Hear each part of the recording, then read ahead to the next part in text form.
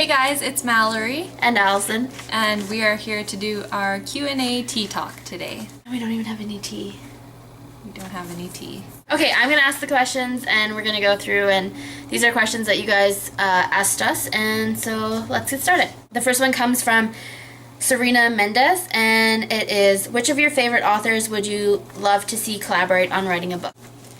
Okay, so I did a couple of combinations here. I have John Green and Stephanie Perkins, or Me too!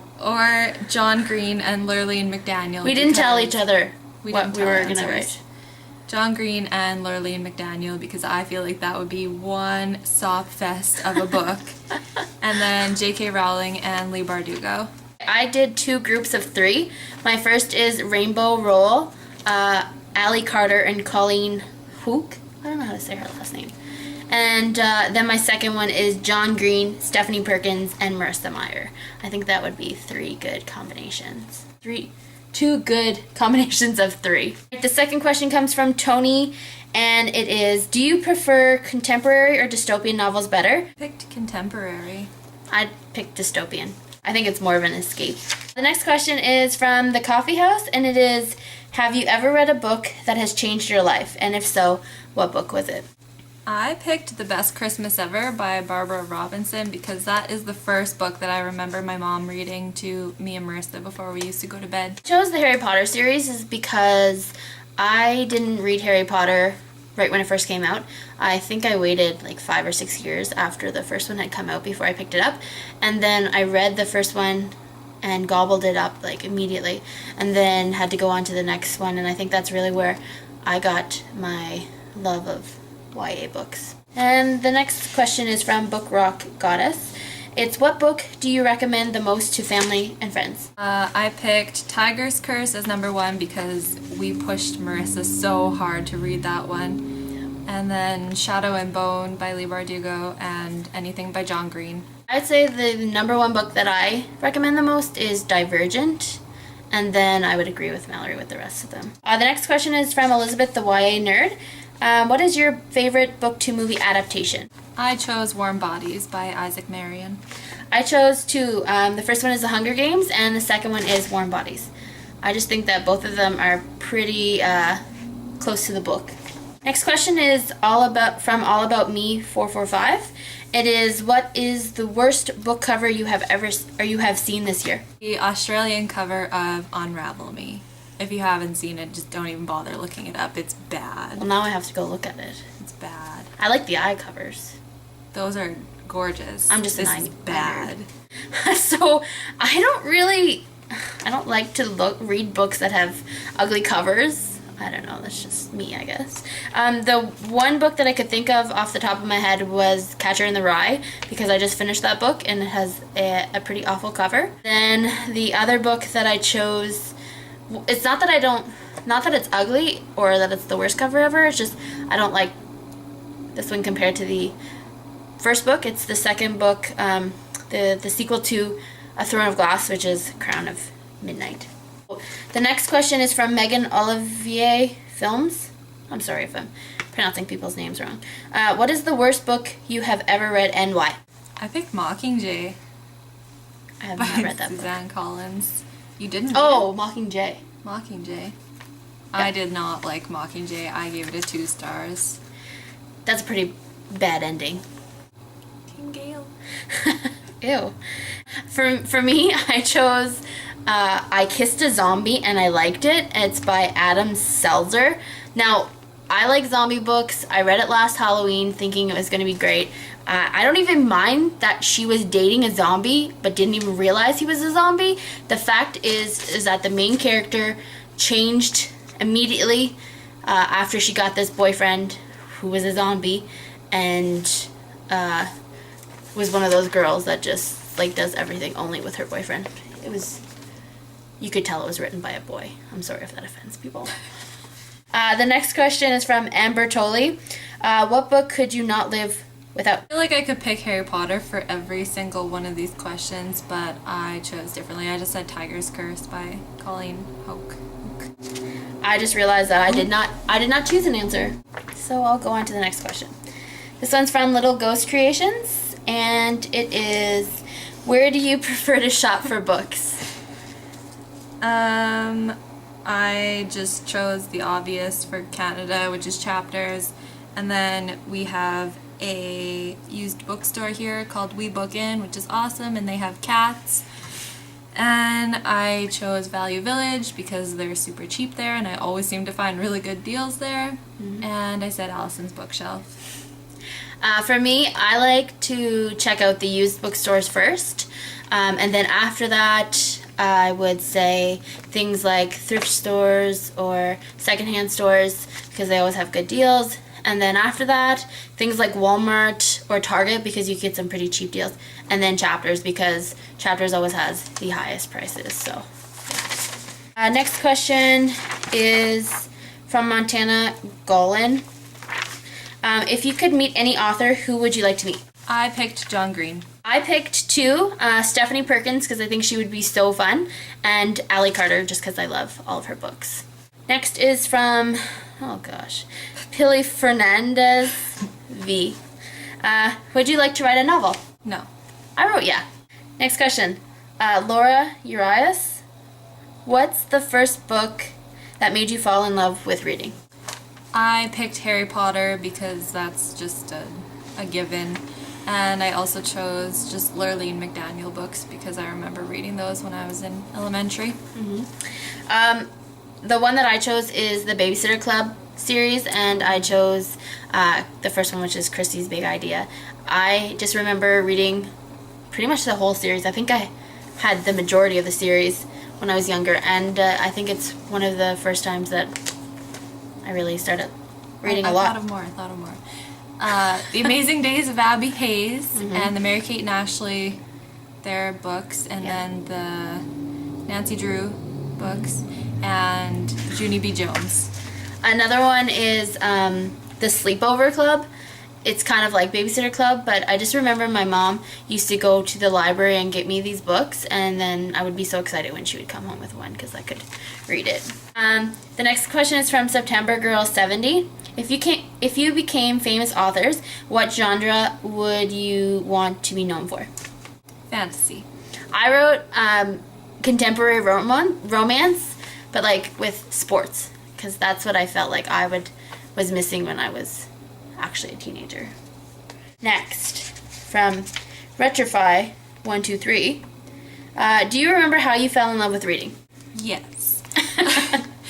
My mom used to read to me and Marissa all the time before we went to bed, and then I remember the first time I ever picked up a Harry Potter novel. It was in one of my classes in junior high or elementary, I forget which one.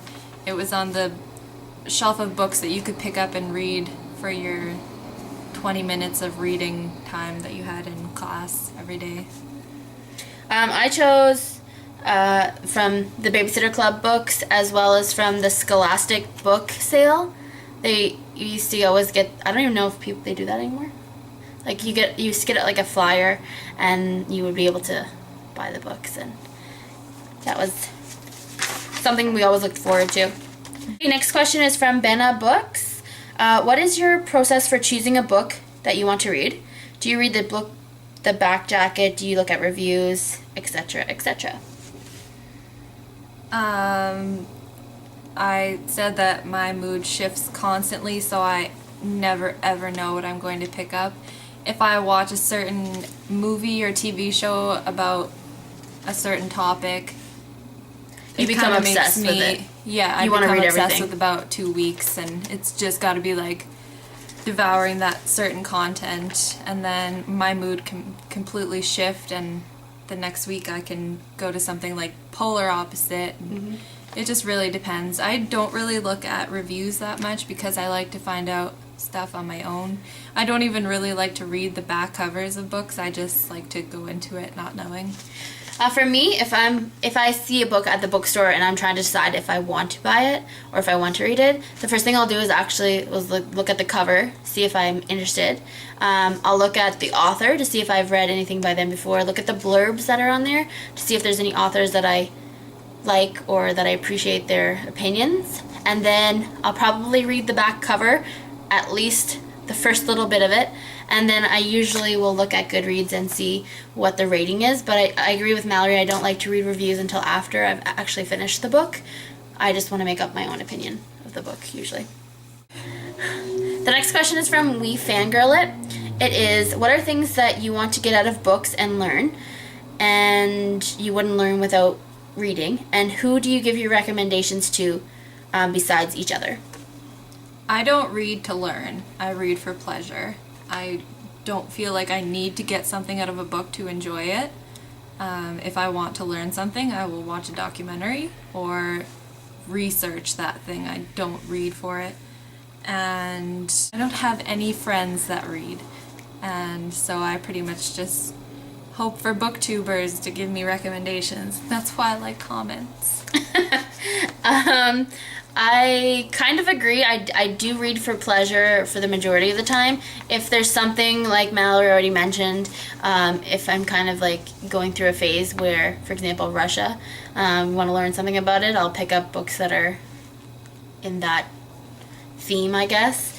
And I do have some people at work. I'm usually the go-to person at work to see what books to read. A lot of people ask me, what books they should read, and a lot of people borrow books from me. So I have some people and a few friends from school as well who are readers as well. Next question is from Izzy Smith. Do you have a favorite book ever, or you just can't pick a favorite? For this one, I didn't pick series. I just picked standalone. So I chose Looking for Alaska and Warm Bodies. Well, if I was choosing like my all-time favorite book, I would probably say Harry Potter and the Goblet of Fire. I don't know why I like that one the most, but I could read that book over and over and over again. And if I was going to pick a standalone, I would probably say The Fault in Our Stars by John Green. My favorite was Prisoner of Azkaban, and nobody likes that one. That one's the worst. I don't even know why people And like it. my least favorite was The Goblet of Fire. I think it's because I like the new characters and stuff, but I also think it's because I started reading Harry Potter when that one had just... Next question. This is from Jessica H.A. Jessica Ha! If you could only keep 3 of your favorite books, which would you keep? I only wrote down 2. Tiger's Curse, because it has one of the prettiest covers, so you need to keep that one. Such a pretty cover. Harry Potter. We'll go for Prisoner of Azkaban. And then I don't have a third. Okay. I chose Harry Potter and the Goblet of Fire, like I already just said. I like that book. A Fault in Our Stars, and then I chose Cinder because it has our name in it. Next question is from Jules from Jordan. What is your favorite series / trilogy and why? Yeah. Tiger's Curse and Harry Potter, those are the given. Shadow and Bone, which is slowly becoming my favorite even more. Like, the books just seem like they're getting more and more amazing. If you have not read Shadow and Bone yet, you need to go and pick it up right now. Stop this video. Stop the video. Why are you still watching? Go get it right now. And then I also really liked The Selection. Still waiting on the last book for that. I like it. I don't know.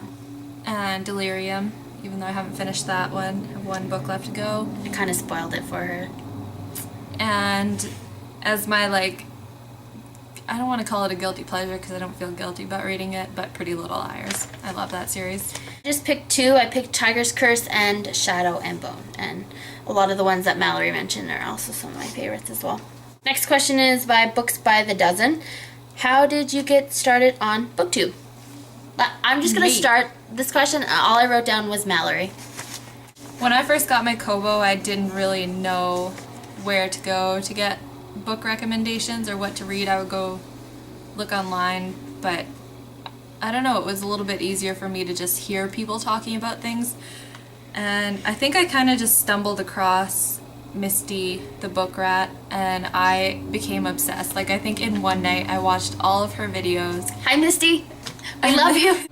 And I just loved that there was someone on YouTube talking about books because it was like a brand new thing to me. And then I found Priscilla from The Readables, as well as Tiernan, the booktuber. Those were my first 3 that I started watching. And I wanted to do the same, but I was so scared to make a video or a channel on my own, so I kind of forced the other two of them into it. And we never looked back. Don't look back. Don't ever look back.